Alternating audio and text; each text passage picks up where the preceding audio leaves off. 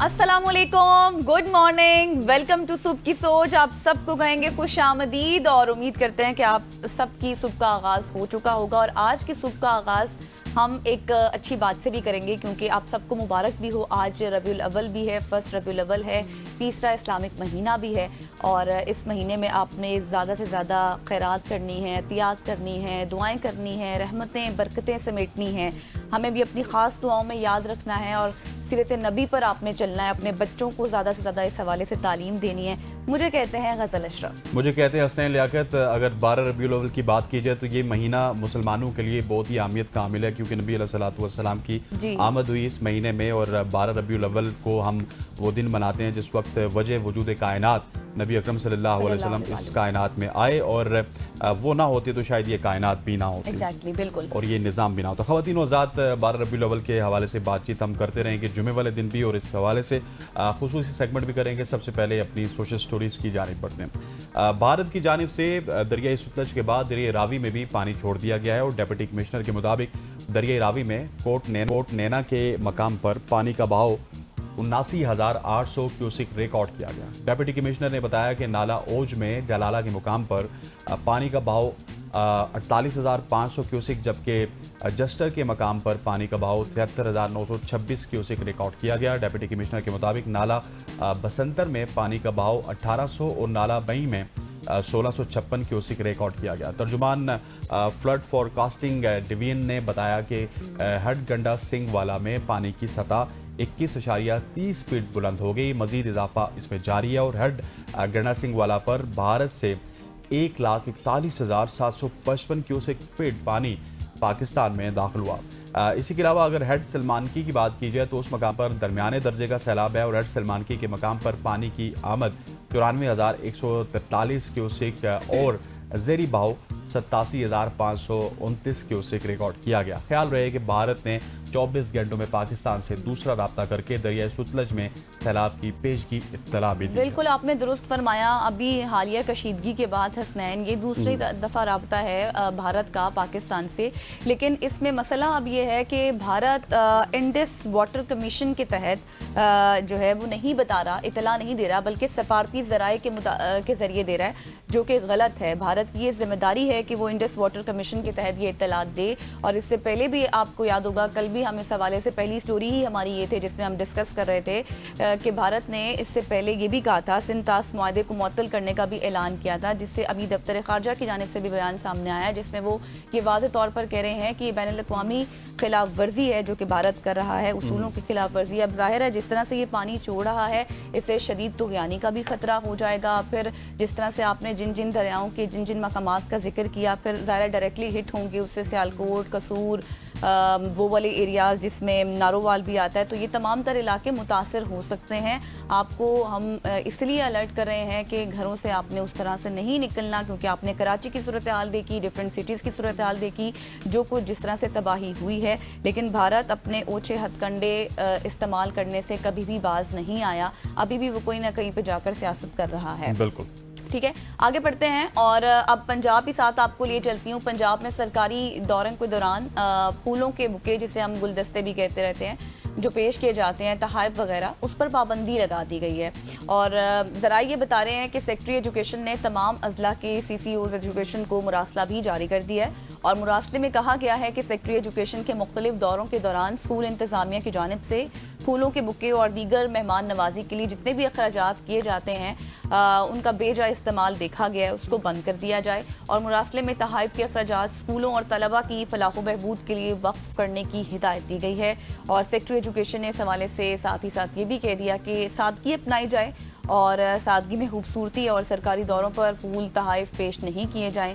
उन्होंने साथ ये भी कहा कि तमाम एजुकेशन अफसरान नुमाइश कल्चर की हौसला शिकनी करें, उसको बढ़ा चढ़ा कर पेश ना करें। और फिर महकमे के तमाम अफसरान को मुरासले में अमल दरामद पर फौरी यकीनी बनाने की भी हिदायत कर दी है। बिल्कुल ऐसी है। महकमे एजुकेशन की जानिब पंजाब की जानिब से एक अच्छा इकदाम है, इसको अच्छा कदम मैं समझता हूँ। लेकिन आपके बहुत सारे वज़ीर ऐसे हैं, मैं नाम नहीं लेना चाहता, आप भी जानते हैं, और फिर आपके MPs ऐसे हैं जो आखिर में गज़ल ने लाइन पढ़ी है ना कि नुमाइश से उनको दूर रहना चाहिए। तो वो सारे के सारे टिकटॉकर हैं और माशाल्लाह से उनकी 6-6 7-7 गाड़ियों के कॉन्वॉय हम रोज़ देखते हैं। कभी कहाँ पे उनको देखते हैं नुमाइश करते हुए, कभी प्रोटोकॉल मिलता कहाँ है पे जिस उनको तरह प्रोटोकॉल से। में देखते हैं। सो आपने अपने अंदाज में भी मतलब अपने जो अमल है उससे ये जाहिर करना है कि आप सादगी पसंद हैं। अगर आप सादगी पसंद नहीं हैं, आप अपनी वीडियोस भी अपलोड करते हैं, सारी चीज़ें करते हैं और उसी कॉन्वॉय में आप अगर किसी स्कूल में जाएंगे तो डेफिनेटली अगले भी आपको उसी तरह से खातिर तवाज़ो करेंगे। अगर आप किसी आम सी गाड़ी में जाएंगे तो शायद उनको लगेगा कि कोई आम ही शख्स है, तो आप विजिट पे आपको एग्जैक्ट सूरत हाल भी पता चलेगी कि उस स्कूल की या उस इदारे की क्या सूरत हाल है। लग जाता है, हाँ। ट्रैफिक के मसाइल शुरू हो बिल्कुल जाते ऐसी है। हैं, तो लंबी कतारें लग जाती बिल्कुल हैं। ऐसी है। खैर आगे बढ़ते हैं और आपको आगे। बताते हैं। आगे मैंने बढ़ना है। अच्छा आप जी जी आपको बढ़ना है, सॉरी। ख़वातीन वज़ारत आगे बढ़ते हैं और आगे बढ़ते हुए आपको बताते हैं वफाकी वजारत सेहत ने ख़वातीन को सर्वाइकल कैंसर से बचाव के लिए कौमी वैक्सीनेशन मुहिम का ऐलान कर दिया, जिसके दौरान 9 से 14 साल तक की बच्चियों को मुफ्त वैक्सीन लगाई जाएगी।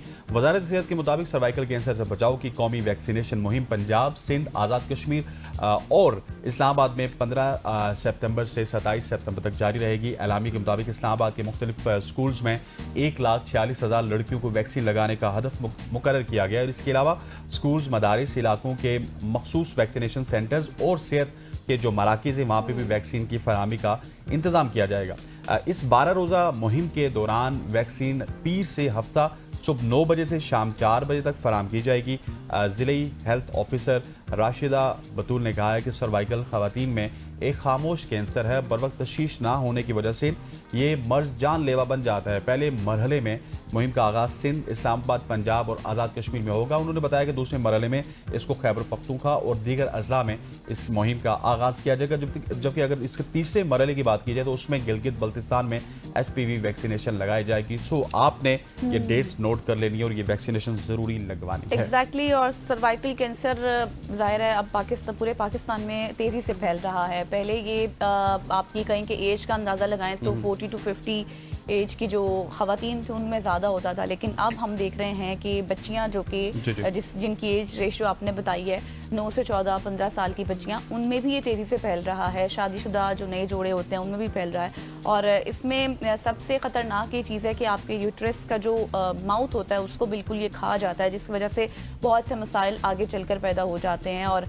इसकी अलामात जैसे आपने जिक्र किया और राशिदा बतूल साहिबा ने भी कहा कि जो लोअर पार्ट होता है उसमें पेन होना, फिर आपके पेट में दर्द होना, तो ये इसकी अलामात हैं। इसकी बर वक्त तशखीस होना भी बहुत ज़्यादा ज़रूरी है, लेकिन जिस वैक्सीन का आपने जिक्र किया इसको लगवाना बहुत ज़्यादा ज़रूरी है।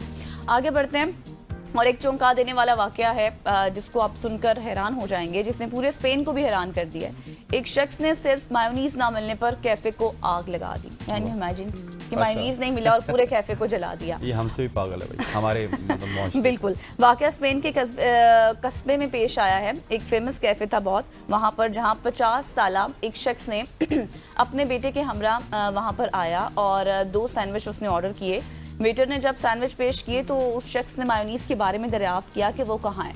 अमले ने माजरत करते हुए कहा कि मायोनीज़ तो अब ख़त्म हो चुकी है, नहीं है। ये बात उस शख्स के लिए इतनी नाकाबिले बर्दाश्त साबित हुई कि गुस्से में आकर उस शख्स ने पूरे कैफ़े को जला डाला और कैफ़े से बाहर निकला और चंद लम्हों बाद उसने पेट्रोल की बोतल वापस आकर पूरे आप ये कहें कि बार पर छिड़क दी और उसको आग लगा दी। और खुशकिस्मती से कैफ़े के वर्कर्स ने फ़ौरन फायर ब्रिगेड का इंतज़ार किए बगैर जितनी भी आपको पता है कि आलात मौजूद होते हैं उनका इस्तेमाल किया और आग को मज़ीद फैलने से उसने रोक दिया और यूँ एक बड़ा सानहा टल गया। सॉरी, लेकिन कैफ़े को भारी नुकसान उठाना पड़ा और रिपोर्ट्स के मुताबिक इस वाक़े के बाइस तकरीबन 7,000 यूरो, यानी कि अगर पाकिस्तानी बात करूं तो 6,000 पाउंड से ज़ायद आप ये कहते हैं कि नुकसान हुआ है। पुलिस ने शहरी को गिरफ्तार भी कर लिया है सिर्फ एक मायोनीज़ ना मिलने पर। बिल्कुल ऐसे, मायोनीज़ ना मिलने पे पेट्रोल छिड़कना, उसके बाद आग लगाना और ये एक बहुत ही मैं समझता हूँ कि अच्छी बात है कि वहाँ पे फायर ब्रिगेड से आने से पहले, क्योंकि इंतजामात होते हैं, फायर एक्सटिंग्विशर वहाँ पे मौजूद थे जिनकी वजह से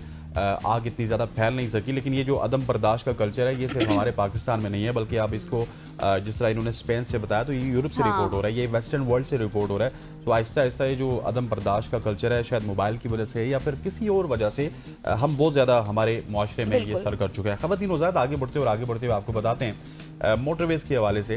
NHA ने लाहौर इस्लामाबाद मोटरवे, जिसको M2 कहा जाता है और मोटरवेज़ में सबसे पहली मोटरवे यही थी, इस पर टोल टैक्स की नई जो शरें हैं उनका ऐलान कर दिया।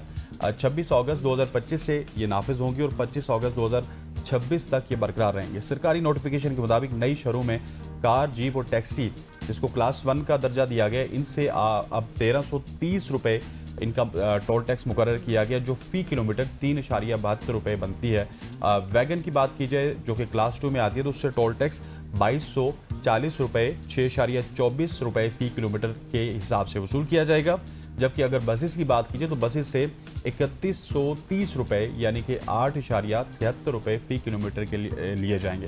नोटिफिकेशन में कहा गया कि टोल टैक्स में ये 10% सालाना इजाफा अप्रैल 2014 के दस्तखत होने वाले कंसेशन मुआहदे के मुताबिक किया गया और BOT मुआहदे के तहत ये सालाना इजाफा मोटरवे के दूसरे ऑपरेशनल साल से लागू किया जा रहा है। मतलब सफ़र महंगा हो गया, सफ़र महंगा हो गया है। वैसे हर चीज़ पे टैक्स तो पहले ही था, लेकिन अब मज़ीद टैक्स और आने वाले दिनों में कुछ मज़ीद टैक्स। तो आप मेरी बात समझ रहे होंगे, मज़ीद पर मज़ीद। जैसे कल आप अपनी स्टोरी में कह रहे थे ना, थोड़ा सा और पीछे जाएं, थोड़ा सा और पीछे जाएं, तो मैं ये थोड़ा सा और पीछे चले जाएं तो ये 400 या 500 रुपये टैक्स होता है। बिल्कुल एग्जैक्टली। तो अब मैं ये कहूँगी कि थोड़ा सा मज़ीद आगे आपको जाना पड़ेगा, बार बार कुछ टाइम के बाद, टाइम टू टाइम ये टैक्स ज़्यादा होता जाएगा और फिर आपने सफ़र को भी कम कर देना है। लेकिन जो लोग सफ़र कर सकते हैं, करना चाहते हैं इस टैक्स के साथ, उनको मैं नहीं रोकूंगी।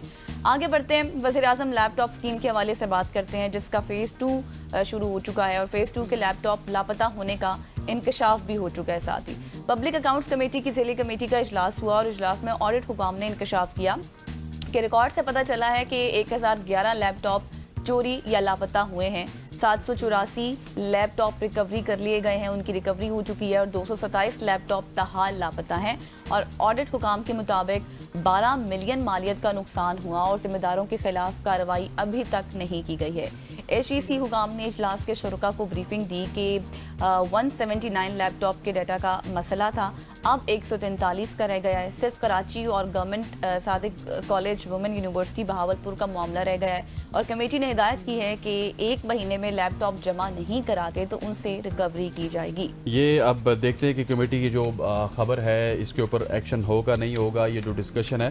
ख़वातीन वज़ात, हमारे पास थोड़ा सा वक्त कम है, हम आगे बढ़ते हैं जल्दी से। अब आपको बताते हैं वफाकी पब्लिक सर्विस कमीशन ने एक अहम फैसला किया है, जिसके तहत जनरल रिक्रूटमेंट के लिए तहरीरी टेस्ट ख़त्म कर दिया गया है। सिर्फ MCQs पर मबनी इम्तिहान हुआ करेंगे। फेडरल पब्लिक सर्विस कमीशन, जिसको FPSC कहते हैं, उसने इस हवाले से पब्लिक नोटिस जारी किया, जिसमें कहा गया है कि नया निज़ाम 21 सितंबर 2025 से नाफिज होगा और तहरीरी इम्तिहानात ख़त्म करके MCQs पर मबनी इम्तिहान मुतारिफ करवाया गया है। ग्रेड 16 से 21 तक उर्दू पर जनरल रिक्रूटमेंट नए रूल्स के तहत होगी और पब्लिक नोटिस में कहा गया है कि ग्रेड 16 और 17 के उम्मीदवारों के लिए 100 नंबर्स का एक MCQs पेपर होगा और ग्रेड 18 से ऊपर के 2 MCQs पेपर होंगे और कामयाबी के लिए उम्मीदवारों का कम से कम 40 से 50% नंबर लेना लाजमी होगा और हर गलत जवाब पर उम्मीदवारों की 0.25 नंबर की मतलब 0.25 जो नंबर हैं एक में से उनकी कटौती होगी। और FPSC ने कहा है कि नया निज़ाम मुसाबकती इम्तिहानात CSS पर लागू नहीं होगा। सो अब आपने अगर अफसर बनना है, ये भी ब्यूरोक्रेट्स ही होते हैं FPSC का जो इम्तिहान देते हैं, तो उसके लिए आपको बड़ी बड़ी थ्योरी लिखने की ज़रूरत नहीं है। MCQs लिखें, टिक करें और जाएं और मज़े करें, मज़े करें, सोच के लिखें, क्योंकि पहले आपको पता लिखना पड़ता था, सोचना पड़ता था, सेंटेंस फ्रेज पूरा बनाना पड़ता था। अब सिर्फ MCQs पे टिक लगाएं, क्रॉस लगाएं, लेकिन वो भी कोई इतने आसान नहीं होंगे, मुश्किल ही होंगे, उसमें भी पड़ेगा। खैर लेट्स सी कि अब कोई अगर तुक्का लगा दे तो वो भी ब्यूरोक्रेट बन जाएगा। वैसे ये बात है, तुक्के वाला काम तो चलता आया है सारी जिंदगी। खैर यहाँ पर लेंगे एक ब्रेक और सोशल स्टोरीज हमारी खत्म हो गई। यकीनी तौर पर आपको बहुत इन्फॉर्मेशन मिली होगी। ब्रेक के बाद वापस आएंगे, हमारे साथ रहिएगा।